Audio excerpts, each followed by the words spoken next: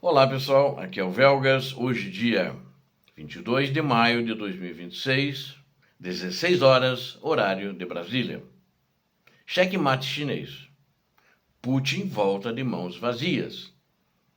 O isolamento político da Rússia, do Kremlin, do ditador que lidera a Rússia, que lidera e iniciou a guerra na Ucrânia, ficou totalmente exposto durante a fracassada viagem para a China.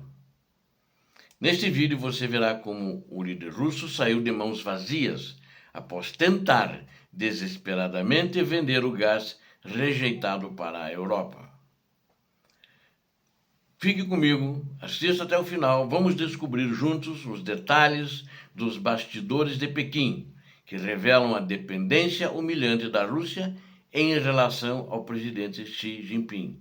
A Rússia praticamente virou vassala da China e ajuda, na minha opinião, que a China deu à Rússia não é porque ela queria que a Rússia ganhasse a guerra, mesmo que ela diga que queria. Ela queria enfraquecer a Rússia, enfraquecer o Putin. Descubra aqui os detalhes dos bastidores de Pequim que revelam a dependência humilhante da Rússia em relação ao presidente Xi Jinping. Acompanhe os dados ocultos sobre o desespero de Moscou diante dos ataques profundos ucranianos que encolheram até o desfile militar da Rússia. Assista a esse vídeo estratégico, completo, até o final para compreender a decadência econômica e diplomática do regime do ditador Vladimir Putin. Peço a todos vocês que não são inscritos, inscrevam-se agora, mesmo no canal, para monitorar a derrocada financeira do Kremlin e o avanço da soberania ucraniana. Eu conto com vocês. Deixe seu like, compartilhe o conteúdo para fornecer a divulgação da verdade geopolítica sem censura. Escreva o seu comentário abaixo sobre a submissão russa aos interesses econômicos chineses neste cenário de guerra. Muito obrigado. A diplomacia agressiva e a resistência heróica da Ucrânia continuam a empurrar o regime russo para o isolamento internacional completo. Não vão ter logo com mais ninguém com quem falar. O chefe do Kremlin, Vladimir Putin, viajou até Pequim em uma tentativa desesperada de salvar a combalida economia russa. Os dados oficiais revelam que o líder russo retornou para Moscou de mãos totalmente vazias após os encontros bilaterais. A viagem ocorreu estrategicamente após o líder chinês Xi Jinping receber em solo asiático o presidente norte-americano Donald Trump. A ditadura russa buscava fechar com urgência o bilionário acordo para a expansão do gasoduto denominado Força da Sibéria 2. Moscou necessita desta infraestrutura para escoar o gás natural que foi permanentemente rejeitado pelas nações desenvolvidas da Europa. Apesar do esforço dos negociadores do Kremlin, a comitiva russa não conseguiu arrancar nenhum compromisso concreto de Pequim. O resultado prático da cúpula limitou-se a uma declaração genérica sobre o aprofundamento das relações burocráticas entre os dois países. E as pessoas que são propagandistas no exterior, inclusive no Brasil, deram como sucesso e tal por causa dessa declaração. Mas não levou nada, apenas retórica, apenas palavras. Especialistas do renomado Instituto Kyiv Independent confirmam que a China mantém o controle absoluto e a posição forte nesta relação. O governo chinês recusa-se terminantemente a atender aos desejos financeiros do Kremlin e impõe condições duras na barganha. Pequim exige descontos extorsivos e preços excessivamente baixos para aceitar a compra do excedente de combustível fóssil russo. Mesmo com a alta temporária do petróleo gerada por conflitos paralelos no Irã, a estrutura econômica russa permanece fragilizada. Cientistas políticos da Universidade de Harvard apontam que a dependência russa em relação ao mercado chinês cresce a cada dia.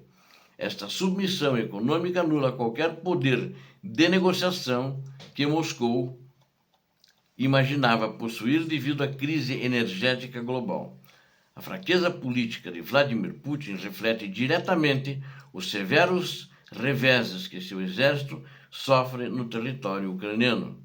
Institutos de pesquisa controlados pelo próprio Estado russo indicam que a aprovação interna de Putin desabou para o pior nível e está caindo dia a dia. O desespero do comando militar russo ficou evidente durante as celebrações altamente modificadas do tradicional Dia da Vitória. O Kremlin foi obrigado a apresentar um desfile militar extremamente reduzido e sem os armamentos pesados de costume.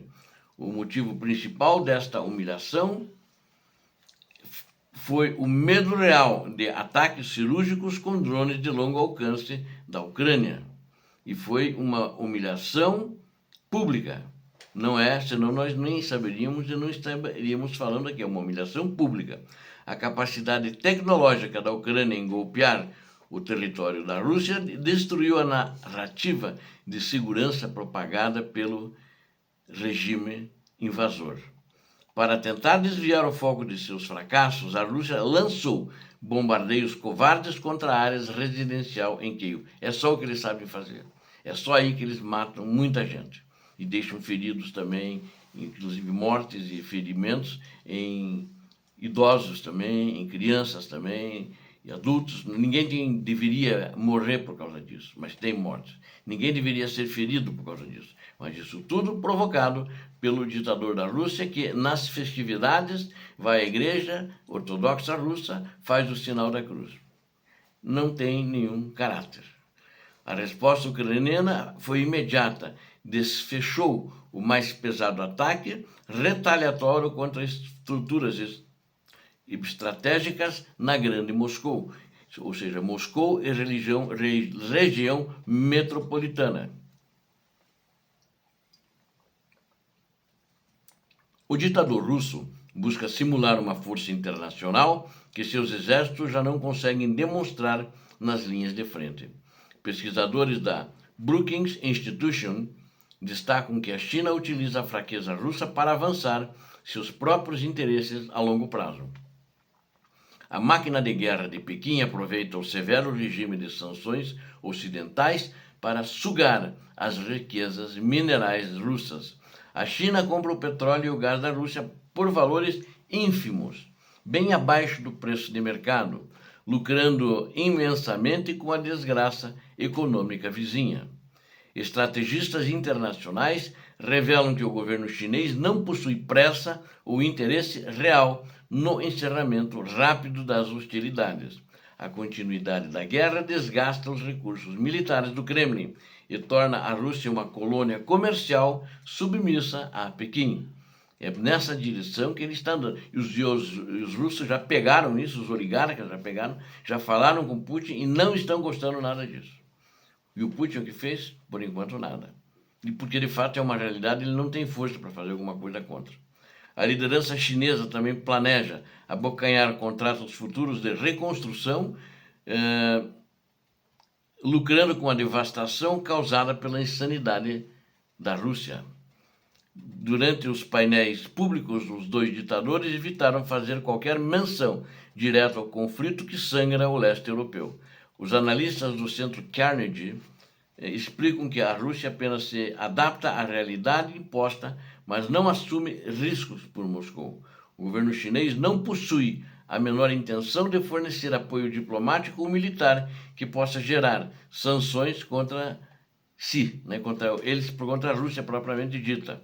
O isolamento de Putin na Ásia comprova a eficácia da estratégia de atrito econômico e militar liderada pela Ucrânia. As frentes de combate demonstram que o exército ucraniano dita o ritmo das ações e expõe a fragilidade dos russos. A soberania e a bravura da Ucrânia seguem asfixiando a geopolítica mundial permanentemente.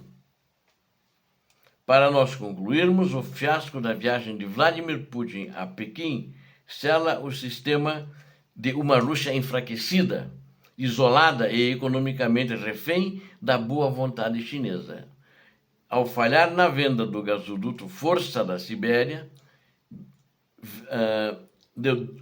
Força da Sibéria 2, esse seria o nome do gasoduto, e ver seu índice de aprovação despencar após os ataques profundos da Ucrânia, o líder do Kremlin, o famoso ditador Putin, mostra que perdeu as rédeas da guerra. A Ucrânia, com sua resistência implacável e inteligência superior, não pode apenas destruir o exército russo nos campos de batalha, mas também ela desmascara a falência geopolítica do regime de Vladimir Putin diante do mundo. E o que a China também negociou, mas não foi colocado para o público, foi em reunião reservada, em reunião secreta, a China está interessada em ter seus territórios de volta.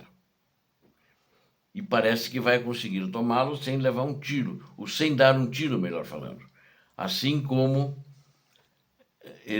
a Rússia conquistou a duras penas, com muitas baixas, na década de 60, os últimos territórios conquistados da Rússia. Mas tem outros territórios conquistados da Rússia há muito mais tempo. Ou seja, a Rússia está perdendo de todas as direções, inclusive do seu aliado principal, que quer de volta, e vai querer o dinheiro de volta que ele ajudou a Ucrânia. A Rússia está perdida por décadas e décadas e décadas, não tem mais chance. Obrigado a vocês que assistiram esse vídeo, conto com vocês, inscreva-se no canal, dê um like, compartilhe com suas redes sociais, faça seus comentários. Preciso de você, inscreva-se, é importante. Peço a Deus que abençoe a todos vocês, Deus que abençoe a Ucrânia, Deus que abençoe o Brasil. Paz e bem, paz para toda a humanidade. Muito obrigado.